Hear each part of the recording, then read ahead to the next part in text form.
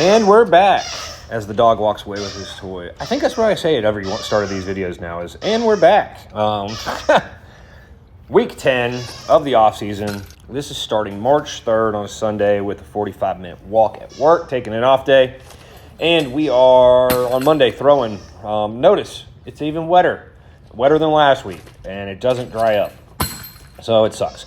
Took 6 pulls with wob, 5 short chain heavyweight for distance, 3 one-turns, 5 lightweights, and then some squats and some leg curls. And I don't know if I videoed the squats and the leg curls. Worked up actually the heaviest I'd had in a while with the squat. Obviously the groin's been bothering me, but the squat was where let's just see what I can handle on this groin and let's see what I'm capable of.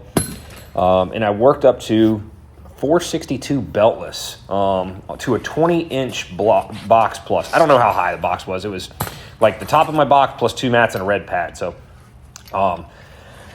yeah. So obviously anytime that this turf is wet, I kind of have to start out a little gun shy, trying not to slip and just feel like, all right, are my shoes going to grab and whatnot. So, but going back, this practice was not terrible. Throwing the short chain, it forces you to be a little faster because your axis of rotation is not as long versus your longer chain work forces you to be a little more patient. So that's why I do this. And then obviously I've switched up how I do things this year a little bit. And so far I've liked it.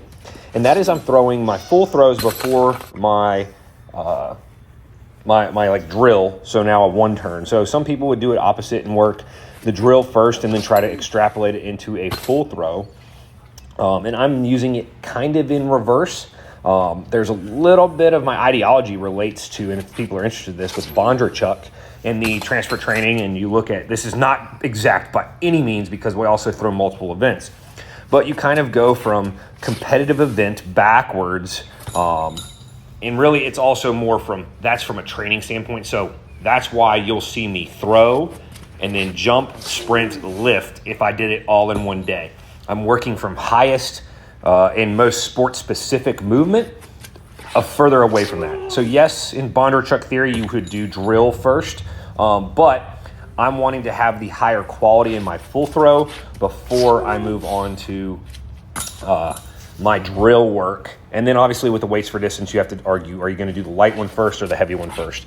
Normally I throw the heavy first. There are times, and I know I did this last year towards the fall, I threw my light first just to kind of warm up for the heavy, just to get the body feeling all right. But it depends, do I throw weight over bar first or not? So Monday, yeah, I didn't video the lifts.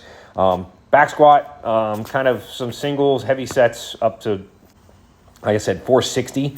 And definitely felt that groin, but it was what I was capable of, which I hadn't held any of that weight, so I was kind of okay with it. And then some leg curl. And then we moved into Tuesday, throwing at the firehouse, a lot of throw drill stuff. So 16-pound wheel drill, what did I say, 16 pounds? So it's this yellow shot put I throw into some fulls through quite a bit of volume. I think it was like 5 or 6 wheels. I didn't count. I didn't write it down, actually. And then into the fulls. The one thing I've been working on these is that left arm. I'm trying to stay more level and not lean into my throw. I've also got to work. I'm trying to work starting a little faster at times, and I go back and forth. Those are the main cues I work there. You saw a non-reverse or attempt at one, and I might have been trying to do some non-reverses. I hadn't been watching the video. I'm kind of looking at my notes. So yeah, that's another one, non-reverse. So probably started these off non-reverse, or they end up I just reversed them without trying. And actually, these are definitely non-reverses. So I didn't write that note down. But they actually looked pretty good. I was pretty happy with that one. Before we go into some actual throws, and not as good. It's funny how right away your first throw after a good non-reverse goes bad for me. But this night was actually a pretty solid night. I think I touched 46-ish with this yellow shot. Actually, and then going back, this groin feels the worst with throwing the stone or shot put. I don't know, I guess it's the way that I push out of the back. When I have to pull that left leg through, it hurts way more in that than it does in the weights for distance even. I guess it's probably because I don't have 2 turns going in there. But pretty solid practice there. Then this is my way of practicing Braemar. It's a 25-pound slam ball. I throw it in a wall so I don't have to chase it down. Allows me to get good reps in. did 3 sets of 5 with that, and then we had sheaf, just practicing obviously in the parking lot, 2 sets of 10, and then we did hammer winds after that. So it's a full lots of throws drills and whatnot. Hammer winds used the 22-pound hammer, and I did 1 set of 20 each direction, which is kind of what you see here. It's a long time, so you do have to work on staying balanced. And this is more not really for hammer as it is just core strength. It's like doing sit-ups at the end of my workout. That's the way that I'm looking at this, and I kind of think of it. So I do 20 in each direction. Also, in theory, I'm trying to work, obviously, on a hammer, but I kind of let it loosen up my shoulders if I can.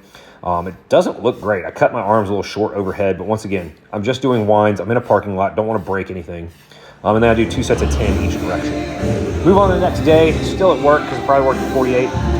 Push press 5 sets of 5, and then I actually kind of taking it kind of easy. I think it was my first really pushed weight of push press, first week of it.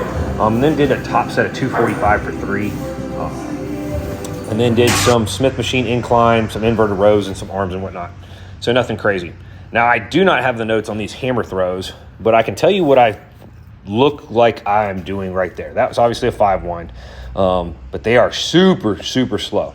So this is probably first thing in the morning, and you can tell by you need real tacky. Spray tacky sucks. Get some real tacky. My tacky jar I had dropped, and the glass broke, so nobody wants to use glass tacky. But starting with some heavy hammer, or no, that was actually, if they're 5 winds, these are light hammer. Maybe it was heavy. It looks slow enough to be heavy. No, that's light hammer. So this is on the 7th, March 7th, throwing some light hammer, working on really trying to be longer. That's what I'm looking at here. Obviously, the speed's a lot slower in these 5 winds, and I talked about it last week's video, is I use the 5 winds to feel acceleration, but I'm trying to lengthen my arms out. And eventually it clicked, and I want to say it was another week or 2 after this. It clicked a little bit with how to accelerate with those longer arms. It just, you have to throw more to feel things click. And I'm throwing hammers about once a week. I would love to be able to do twice a week, but I'm working too damn much. Let's be real. That's really my problem, is working to get out and get in full throws. Because I basically have 2 days a week in theory, most of the time, maybe 3 that I can throw if the weather permits. And now actually watching these, yes, I was excited. This might have been the day that it did click, honestly. It looks like it did. I'm looking at my orbit, and it looks a lot further. So I'm okay with it. And tell them about my body language. Yeah, I think I'm happy with it. So this was probably the day that it did click. Hammer's feeling good, obviously. Coming back to me.